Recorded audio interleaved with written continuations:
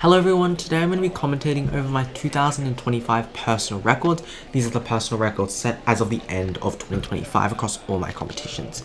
For events like 3x3 here, I set the single and the average in the same round, hence I'll be showing one video for both.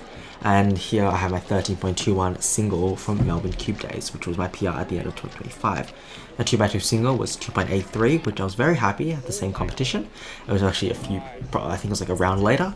And then my 2x2 average was 4.34, which I got after trying for sub 5 average for a while. Now the reason I'm doing this is to document my progress in cubing each year, showing all the personal records as of the end of the year. And I uploaded my 2024 version, I think yesterday, and here we are with 2025, which I'm hoping to make this a tradition. 3x3 blindfold was set at Kyong Clock Clash. Now I spent a lot of this year working on 3 blind, and for this I haven't got a mean yet, but my single was a 124, and I'm only showing the execution phase because I don't want to bore you guys.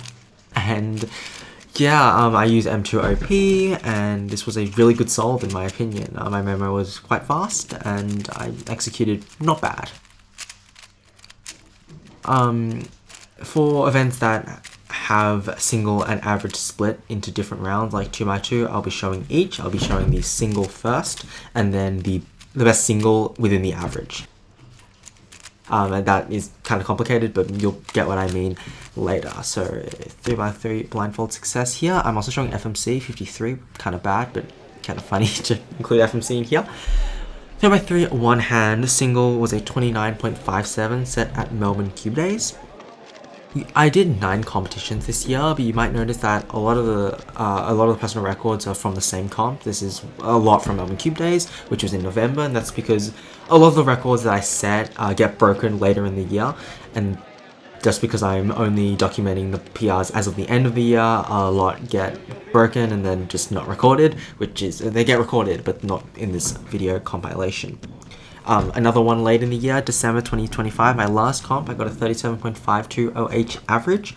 This was looking like a sub 35 average or something. It was looking really good, or good for my standards, because I really hate OH, I don't practice it, no, but, and then I fluked the last solve.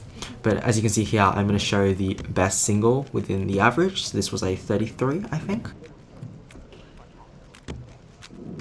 And it's not looking pretty not bad. I don't know what I'm saying.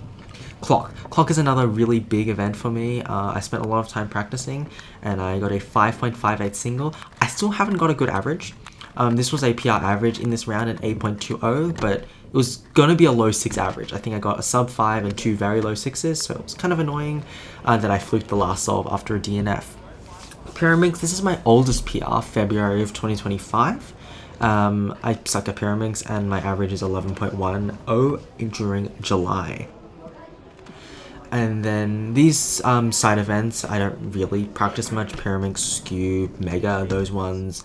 But this was actually the first time that I practiced Skewb.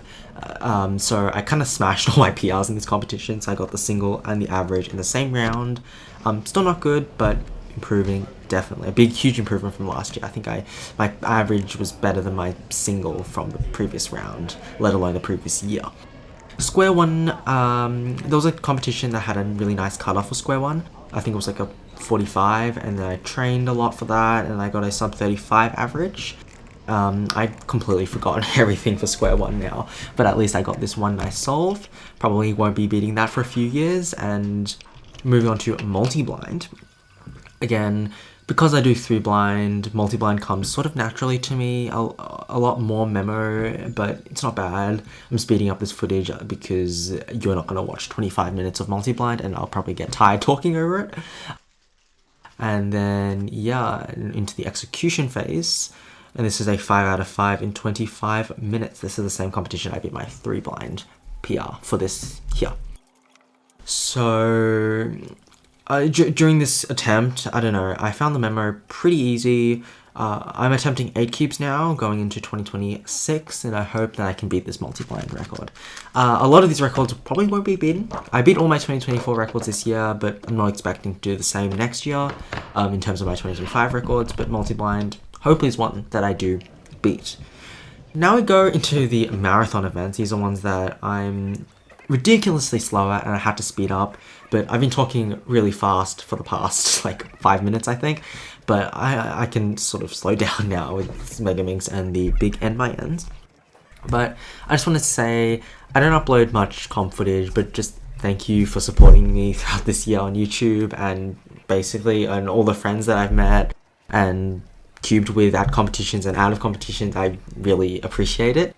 When it comes to personal records next year, not personal records, sorry, I'm cubing comps next year. I'm probably going to do less than 9 competitions. I have huge commitments. It's next year, just next year. After that, I'll be pretty free.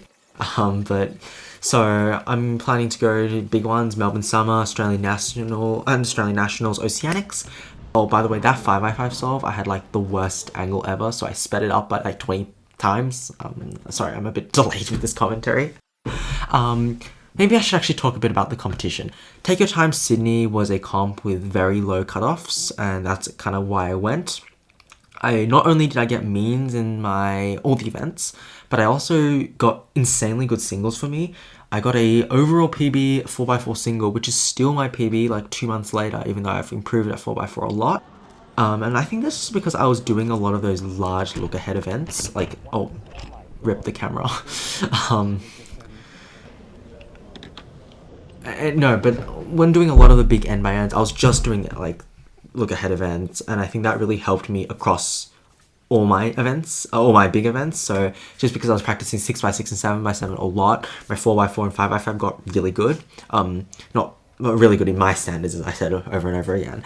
But yeah, I think, so my biggest suggestion to improving big cubes is learn bigger cubes. I think that's sort of the takeaway that I got in this comp. If you recognize this angle, this is actually the video that I exploded my 7x7. The reason I don't have a main, it's only a PR single, is because my 7x7 exploded in the first solve, so I couldn't get a main. And then I averaged like 8-9 minutes on 7x7, but then my cube kept popping, so I had to borrow someone's cube, then I had to, someone fix my cube, and then it was kept popping, and oh my god, that was a horrible average.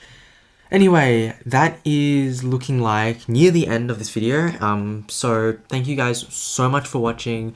I have some really cool videos, I think, coming out in the future. Last week I had Speedkeeping Reverse Trivia, which I was very happy with. And yeah, hopefully 2026 will be a good year for both my results, for YouTube, and also for all you guys as well. Alright, thank you and see ya.